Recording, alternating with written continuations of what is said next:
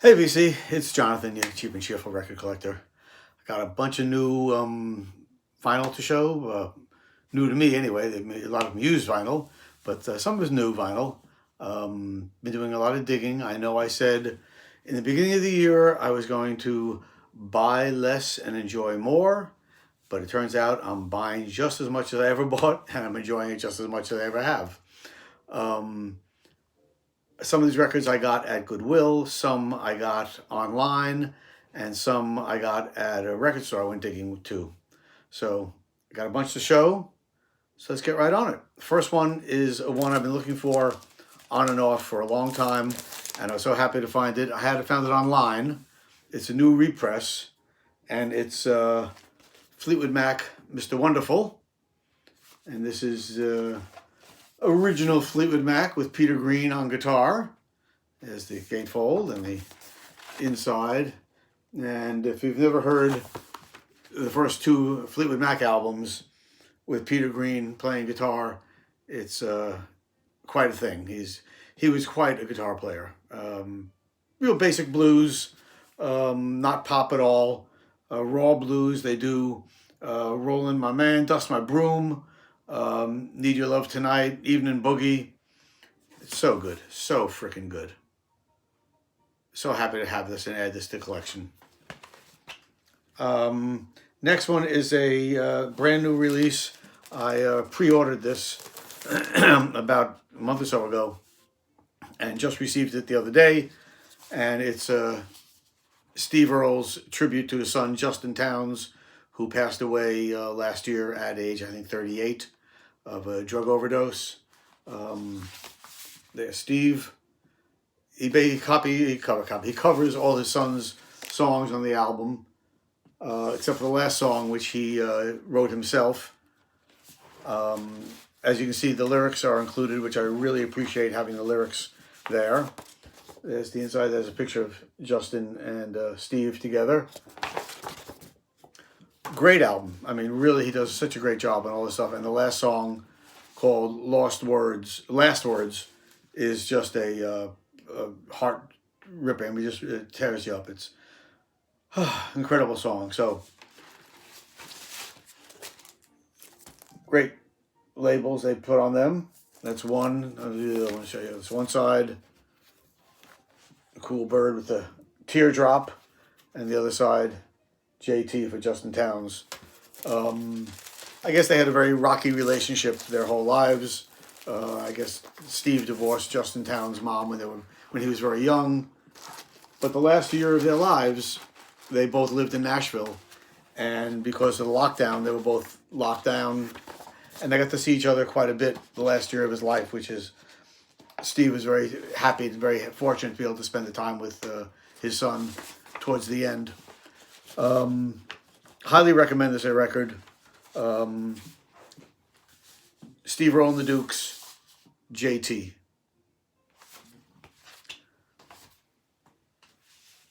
Another one I found recently. Let me see what I'm here.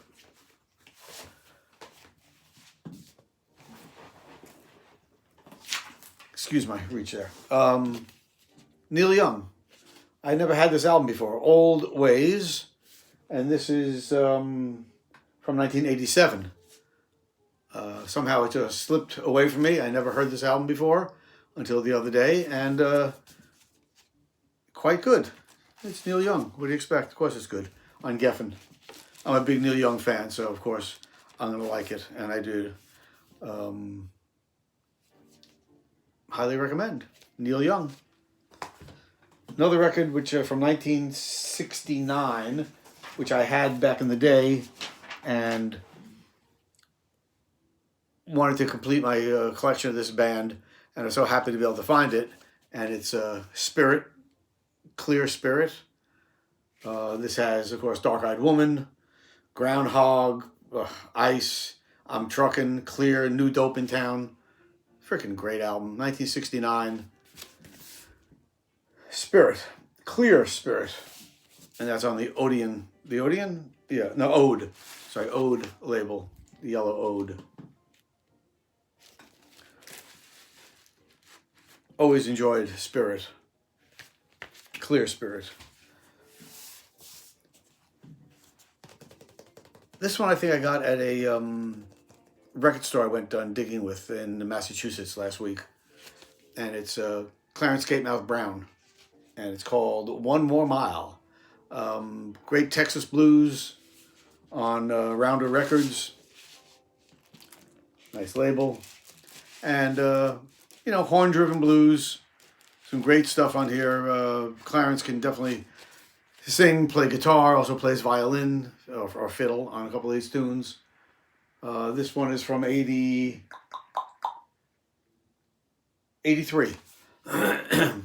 And luckily does not suffer the mid-80s production on this. The band. So really enjoyed this record a lot. Clarence Gatemouth Brown. This record I found at Goodwill, and it was still sealed, from 1968. And it's the New Lost City Ramblers. New Lost City Ramblers were a band formed in the late 50s. And it was Mike Seeger, who's Pete Seeger's half-brother, right there. Also John Cohen and Tracy Schwartz. Yes. All East Coast New Yorkers who really became involved in the folk scene and really got involved with old-timey music. And they got a lot of old 78s. They would listen to them and transcribe them and start playing really old-timey music. Just beautiful. 1931, Depression Blues is one song. That Little Lump of Coal, Union Man, From Earth to Heaven, Henry Ford's Model A. Real old-time fiddle music, but just fantastic. Always enjoyed them. New Lost City Ramblers. To find one from 1968 still sealed is ridiculous.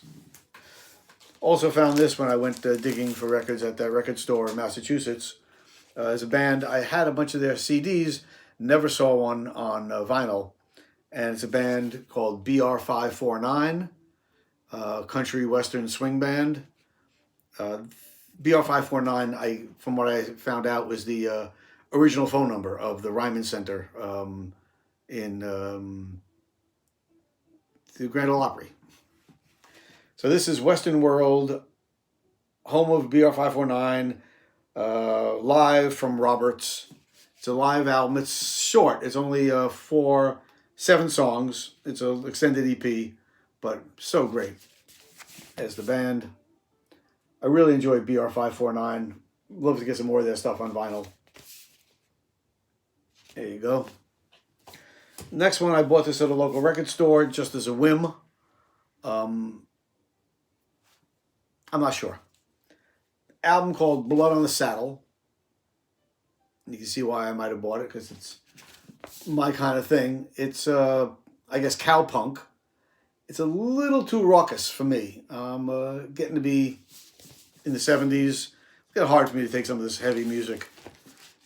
But I love the label because it's so clean and just, generic kind of label, which you don't see. A couple of songs I like a lot, but some of them are just too punk for my taste.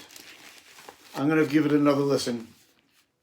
And this is recorded in 1983 in North Hollywood.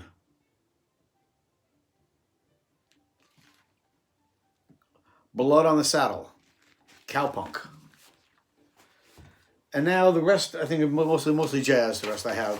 The first one is a record store day that I was looking for on Record Store Day and couldn't find it. I looked all around, and finally on Acoustic Sounds website, I found it available. So I was really happy to grab it. And it's George Coleman Quintet in Baltimore. This was a recorded originally 1971, never issued. It's remastered from the original tape reels. 180 gram, Kevin Gray, blah, blah, blah. So good.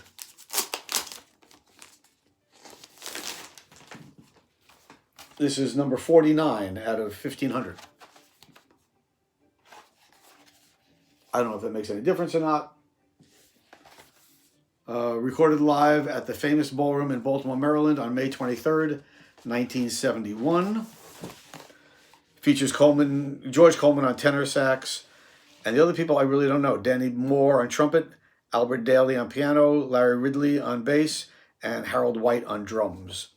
Give you a really nice booklet that goes along with it. And the booklet has pictures and talks all about the recording, etc. So nice setup.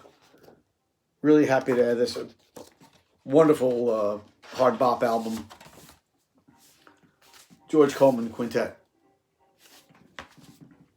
Next one is a one of those ones that everybody's talking about. This is the Tone Poet. And this is the Paul Chambers Bass on Top Tone Poet. This was originally issued in 1957. Beautiful Tone Poet inner. With Kenny Burrell on guitar, Hank Jones on piano, Paul Chambers on bass, and Art Taylor on drums. And it sounds phenomenal. I mean, it really sounds great. And of course the music is amazing too, but the quality of the recording, the way they put it together, just wonderful. Recorded on July 14th, 1957. I was almost 8 years old then. Next one. Picked this up at this record store we went to in Massachusetts. There's a guy, now we all know, of course, Buena Vista Social Club, 1997, Ry Cooder, going to Cuba, recording all the musicians in Cuba. Everybody was like, so it was a great album. It was definitely a great album. But this is the guy, David Amram, who went to Cuba 20 years earlier in 1977 with Dizzy Gillespie and a bunch of other jazz musicians. They recorded, one side was recorded in Havana, May 18th, 1977, and features all sorts of musicians. David Amram, I think, is the only American or United States American musician on here. The rest are all Cubans. And side one, they recorded when they got back to the United States. He wrote some songs based on his time there. And that side has Thad Jones, Pepper Adams, Billy Mitchell, Eddie Gomez, etc. And David Amram. David Amram plays Spanish guitar, piano, wooden flutes, penny whistles, French horn. David Amram was I saw him probably in 1973 or 4 in New York. And he was playing, and even then he was starting to experiment with, or investigating into world music, music of South America, etc. And he wrote film scores and musical scores, and amazing musician, never really broke out into the mainstream. It's on Flying Fish Records. But great musician, and this is really a wonderful album. And like I said, it was 20 years before the Buena Vista Social Club. There's some of the pictures of the band. So David Amram, Havana, New York, the historic U.S.-Cuban musical exchange of 1977. That's a pretty cool album. It's another one I picked up at that record store. Again, I just like the cover. I knew the musician, but what a great album. Art Farmer, The Summer Knows. This is a 1977 pressing or release. And it just has him on flugelhorn, Cedar Walton on piano, Sam Jones on bass, and Billy Higgins on drums. Recorded 1976, May, at Vanguard Studios in New York City. It's on the Inner City label. And this is the kind of record I said, when I listened to this, if this had been put out on Blue Note, it would be like a classic album. People would be going crazy for it. But because it's on Inner City, not worth much. People don't know much about it. What a great album. Really like Art Farmer. And great backup with him. Beautiful album, very mellow. He does Alfie, which is wonderful. The Summer Nose, just great. Always like me some Art Farmer. All right, next one. There was a guitar player in the 1920s, and his name was Eddie Lang. Eddie Lang was one of the first, along with Lonnie Johnson, one of the first to bring the guitar from the back of the band. Instead of being in a jazz band where they just went chunka, chunka, chunka, he was one of the first to come up and start playing solos and sort of become in the front of the band. These were all recorded in 1927, 32, 29, 28, all in that period of time. He became pretty famous during his day and ended up being Bing Crosby, who was the #1 singer of the time, his favorite instrumentalist or accompanist. And Eddie Lang started having problems with his throat, etc. So they all talked to him and they said, you know, you just go in the hospital, get your tonsils out. It's no big deal. 1930, whatever it was, 1933. So he went to the hospital, had his tonsils out. He never came out. He died on the table. 1933, he was 32 years old, I think. Just really horrible. I have one of his another albums of his where he plays with Joe Venuti, and Joe Venuti plays violin, and they have very much a Django Reinhardt, Stefan Grappelli thing going on with them. But great guitar player. Very not well known. I didn't really know much about him until about a year or two ago. But if you can ever find anything with Eddie Lang, this is on Yazoo Records. I think this was put out again 1977. It was the reissue. Really nice Yazoo label. And if you like jazz guitar, you like Charlie Christian, you like all that stuff, definitely check out Eddie Lang. Plus, it's a great cover. Also picked this one up there. This is a great piano player, Bud Powell, and it's his album Bud. This was originally released, I got my little notes here, 1957, when this is a 1985 DMM recording on Blue Note. I know a lot of people aren't really thrilled with the DMM. DMM does not mean digital metal mastering, it means direct metal mastering. Sounds good to me. There's the Blue Note label we all know.